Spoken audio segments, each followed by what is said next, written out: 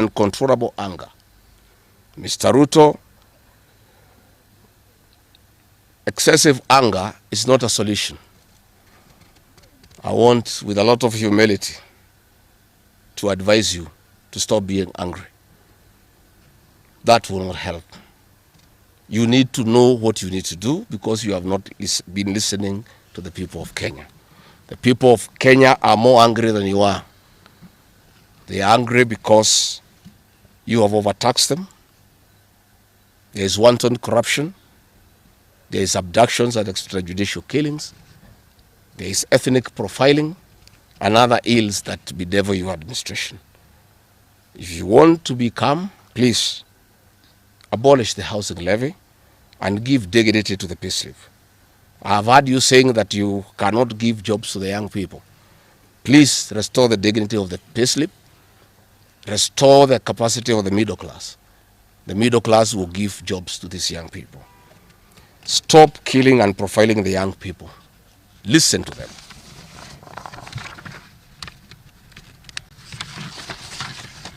Stop abductions and extrajudicial killings. Abolish, disband the killer squad of 101 officers at Nordin Haji. Give hustlers the jobs that you promised them. Mr. William Ruto, you are the one who promised. You cannot cry today that you have no solution, saying that other presidents have not been able to do it. You are the one who promised these young people. Stop police brutality. Stop abductions and illegal detentions.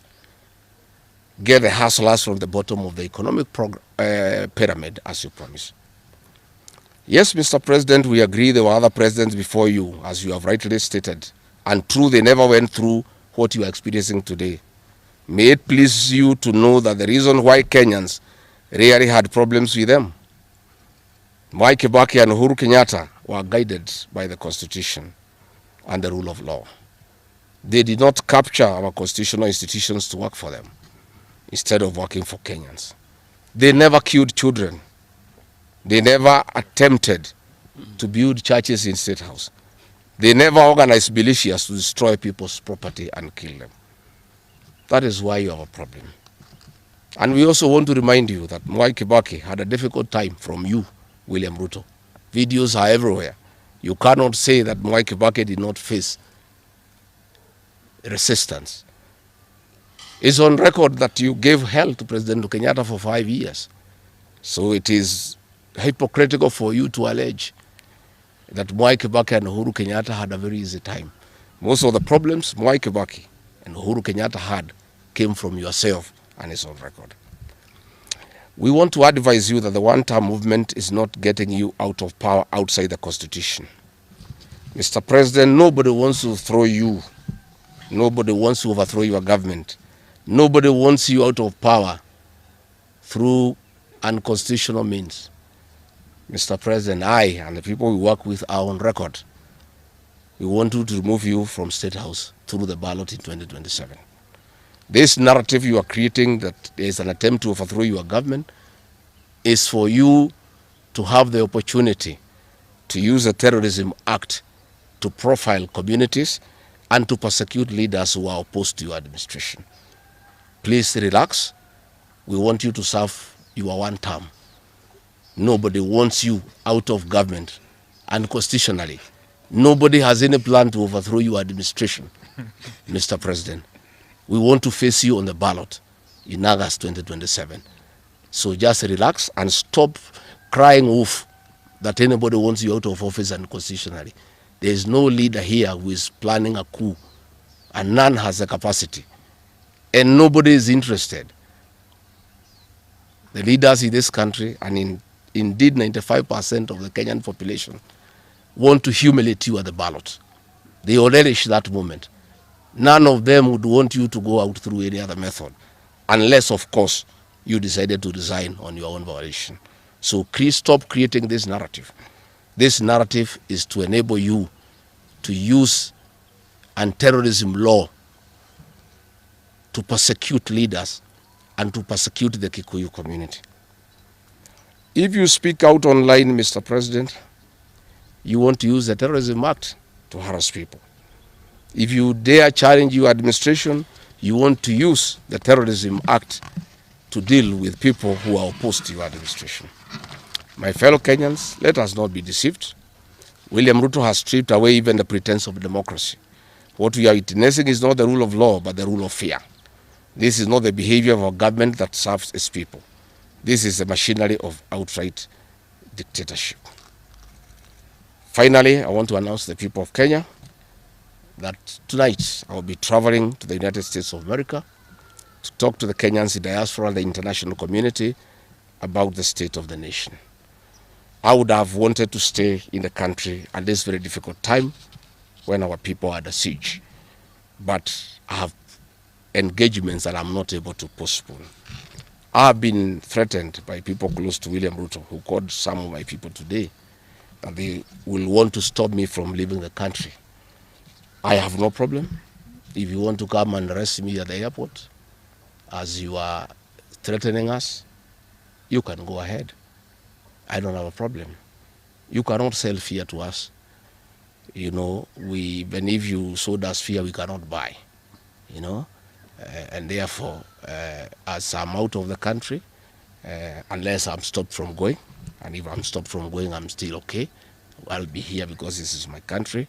We have made sufficient arrangements with other leaders in the united opposition to create a pool of lawyers to come in through for our young people who are being persecuted on trumped-up charges of terrorism.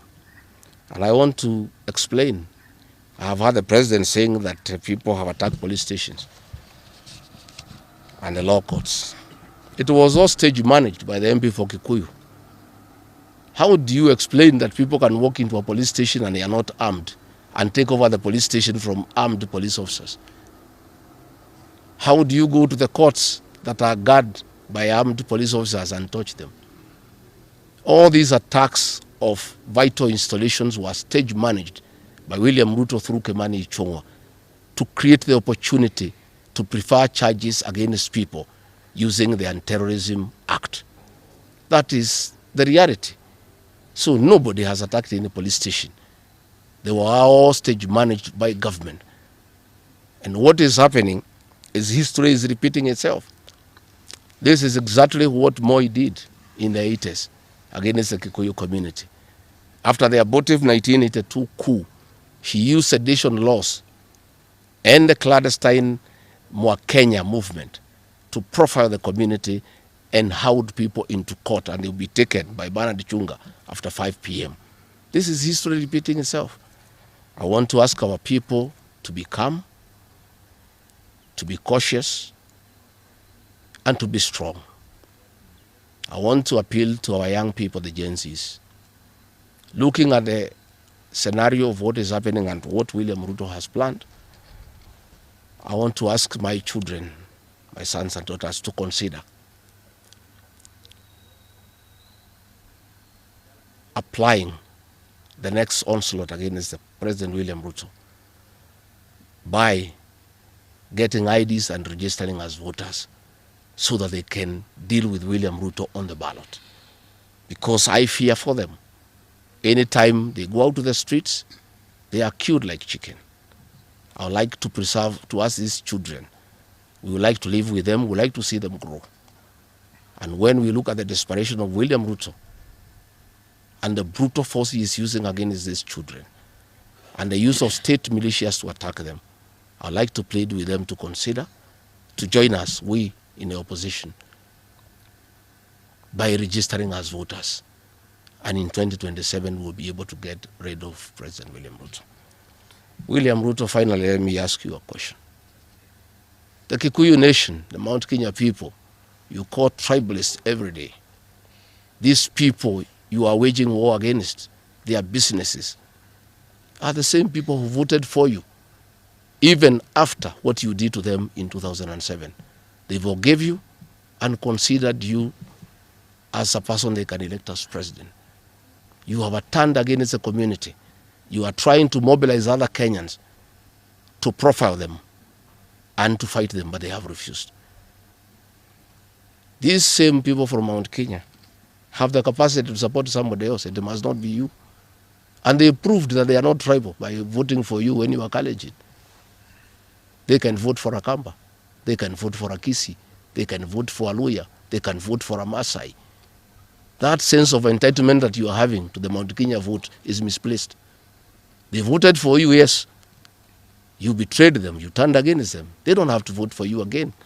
Please stop persecuting them into submission. They will not submit to your brutality, to your vicious attack against them and their leaders.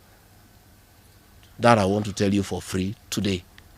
I've listened to you talking with a lot of anger, calling them tribalists. They are not. How can they be tribalists when they voted for you and you are not one of them? But you don't have a sense of entitlement that they must vote for you. You know what you have done to them and why they have reacted the way they have. And I want to assure you, you cannot scare them into submission. Even if you jail them, they will not submit. These are seasoned descendants of the freedom fighters, and they cannot be intimidated. So let me encourage my leaders here as I go away to remain strong, to remain focused, and to speak for the people of Kenya. I am I have a lot of gratitude to the Honorable Stephen Kalonzo Musyoka and Eugene Wamalwa, who have been in court the whole of yesterday and today, standing strong and defending our young people who have been framed and charged with treason. For those two leaders, I want to give them the gratitude.